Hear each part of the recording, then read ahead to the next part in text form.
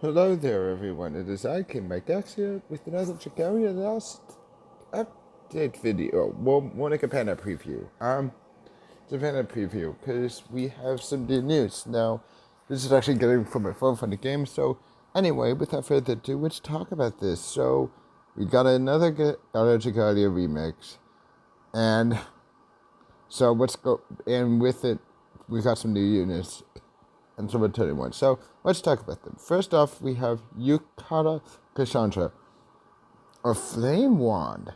The end of summer draws nigh, but I still look to the future.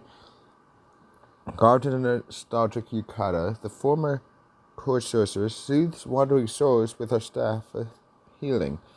What drives her to wreath herself in such bittersweet memories? Does she seek to overcome old regrets, or is her objective new? So here's what her skills are. Goldfish of the Hereafter, a Cerebral 6 skill, which restores HP to all teammates and grants their teammates the Fluorescent Fish effect for 15 seconds.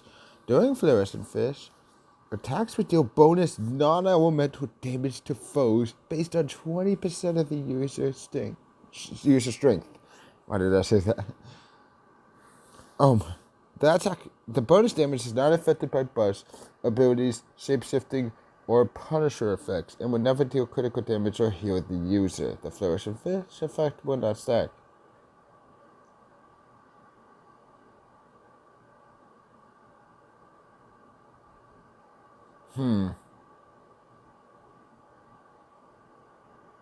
And also, that's a really good ability.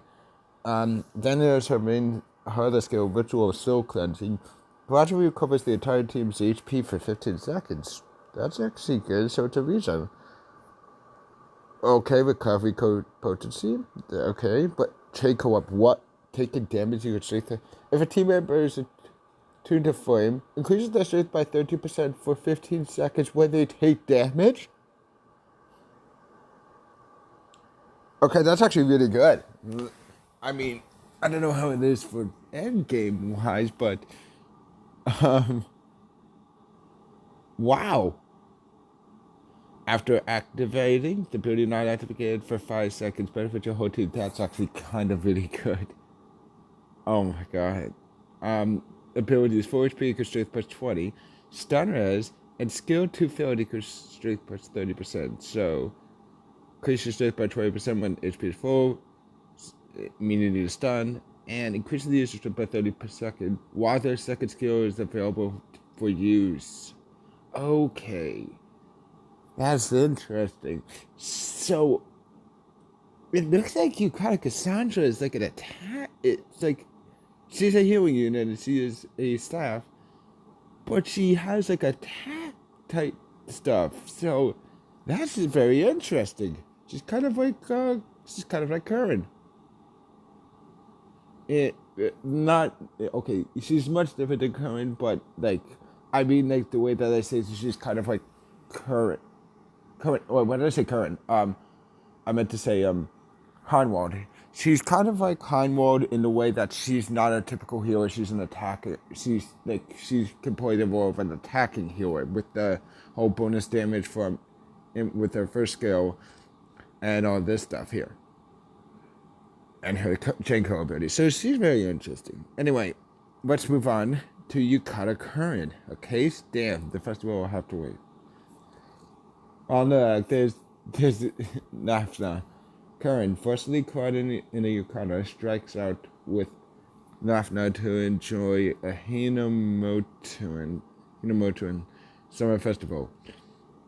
His initial trepidation quickly gave way to delight as he acclimated to the garb's breezy fit. Who knew inquiring could be so comfortable? So he's an attack light unit, so what's his skill? First up is the Ricochet Bolts of shareable a share skill with a cost of 4, skill cost of 4, and Cassandra's is cost of 6. So let's see, deals 9 damage to enemies directly ahead. If the skill is used during maskable faith mode, it will also inflict paralysis. Maskable faith. Okay. Activates Masterable Faith mode. If the skill is used during Masterable Faith mode, a variant called Shimmering Pinwheels will be used instead. Shimmering Pinwheels deals like damage directly ahead and inflicts on. Oh, okay, so that explains why. Yeah, because we just recently got a new Worm Print in the game that boosts both. That has both Paralysis Punisher and Stun Punisher. So yeah, this makes sense. Shimmering Pinwheels. Yeah, and if it's done, the skill can only be used when this user's HP is 50% or above. And Masterful Faith mode will automatically be deactivated when the user's HP falls below 30% of their maximum HP. So he's a high. So he has to keep up his HP. So wow, he's kind of the opposite. That's a little bit different. Critical rate plus 10% because he's a. Oh yeah, he's a dagger. And chain co ability. Energy equals shadow damage plus 8%, reduces shadow damage taken by if a team member is to the light, reduces shadow damage taken by them by 8% for 15 seconds when the energy level is increased. After activating this ability might not activate again for 15 seconds, but if it's your whole team, it's not too amazing, but let me see what it is. So his ability, multiple skill hits equals energy level up. Energizes the user every time the ricochet bolt skill hits enemies 10 times. Energizes the user every time the ricochet bolt skill hits enemies 10 times during the same combo. That's good. And poison res plus 100%, so he's immune to poison. And energy equals strength and critical rate 3. Increases the user's strength critical rate as their energy level increases. The maximum credit is given when the user energizes strength plus 20% and critical rate plus 8%. Okay. And then we had these abilities. And then the Gala remix, it's Gala Prince, which I have him already. His skill one, to go summarize it, because most people already know it, but just to summarize new players, this is the Gala unit. We got it last year at the anniversary. So we got it in an anniversary last year, which anniversary is coming up next month, so there's that. But his skill one, his skill one, Rising Circlet, does damage and creates a buff zone that lasts for 10 seconds, which increases the strength of Avengers inside by 20%. Exalted Glory, which deals light damage to enemies directly ahead, inflicts paralysis, increases the entire team's strength and defense by 15% for 15 seconds, and grants all teammates a 1-year shield that notifies damage less than 20% of the user's maximum HP. This is not stuck with any of the shield. The skill gauge for the skill can be filled by attacking enemies, but it will also gradually fill automatically. Abilities that increase skill gauge fill rate will not affect this automatic increase. Then, of course, there's his unique ability Shapeshift Boost 8, which, when in dragon form, adds 10% to the damage modifier and extends Shapeshift time by 20%. Shapeshift equals HP Regen 6, which for light. Each shapeshift grants an adventurer grants the adventurer that shapeshifted an HP regen buff for 20 seconds. And then of course there's Dragon Knight's Resolve, which reduces Dragon Gauge depletion over time by 30% and increases attack rate when shapeshifted by 10%.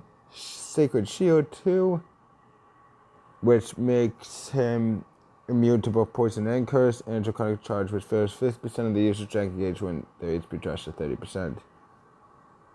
So yeah, that's the Gala banner. So if I had to say both, I already have units, so I don't know if I'm gonna summon on this banner. I might summon once, or I might hold off. But I'll say this right now: Yukata Cassandra, Yukata Curran are both amazing units. And both look to be good units. Curran's interesting, in which case you want to keep his HP high. So there's that. And you want to make sure you get every hit imaginable with that ricochet bolts. But, and then in the case of Cassandra, she's also interesting. And her whole thing is, whether she's in the back line or with someone, her whole thing is about getting hit, it seems like. Well, if you put her in the back line, you want her to get hit, but if you are controlling her, you want to make sure you always keep your HP up to, say, as well as maybe not use your skill 2. You want to avoid getting hit so you can use your skill 2. You don't want to use your skill 2 because it gives away the strength, but yeah. Anyway, guys, that's gonna be it for this episode. I'm gonna, not this episode. That's gonna be it for this video.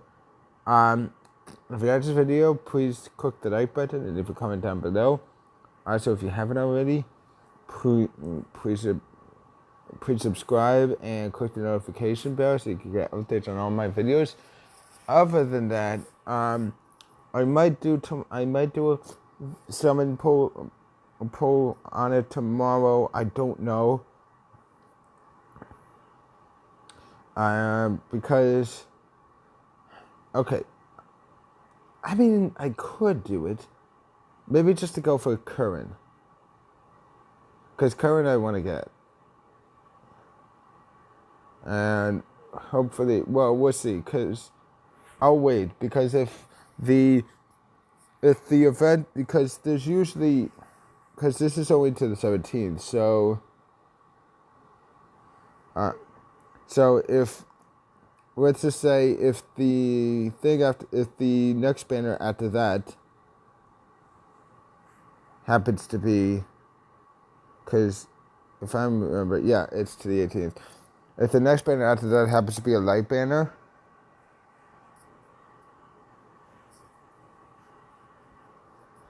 I'd